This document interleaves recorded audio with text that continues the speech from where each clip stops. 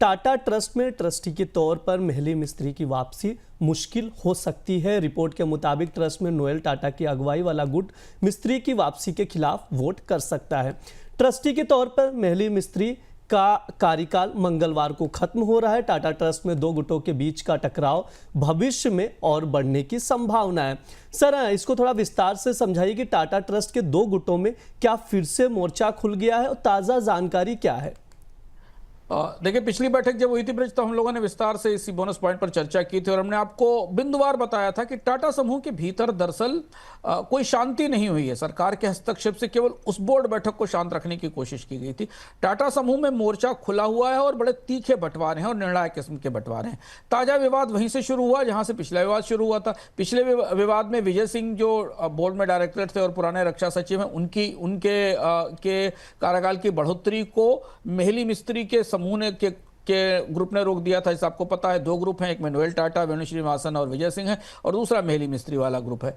अब वेणु श्रीनिवासन को life time trustee के तौर पर पुनर्नियुक्त कर दिया गया है, लेकिन इस बात की पूरी संभावना है कि नोएल टाटा का समूह, जिसमें वेणु श्रीनिवासन भी हैं, वो मेहली मिस्त्री के कार्यकाल को आगे बढ़ाने को तैयार नहीं होगा। विवाद इस बात पर है कि टाटा ट्रस्ट के संविधान की व्याख्या की जाए।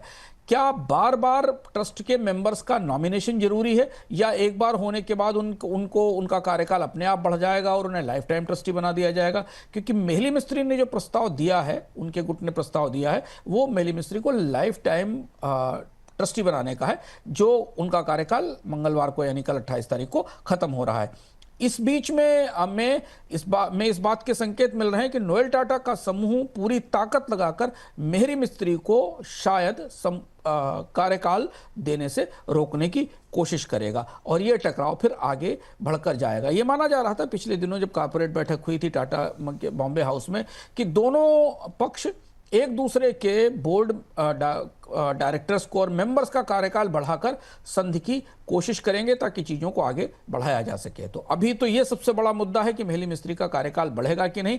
नोएल टाटा या का जो गुट है वो इसके लिए शायद सहमत नहीं हो रहा है। हालांकि मेहली मिस्त्री के गुट ने वेणु श्रीनिवासन के कार्यकाल को बढ़ाने की इजाज़त दे दी थी ताकि एक समझौते का रास्ता निकल सके।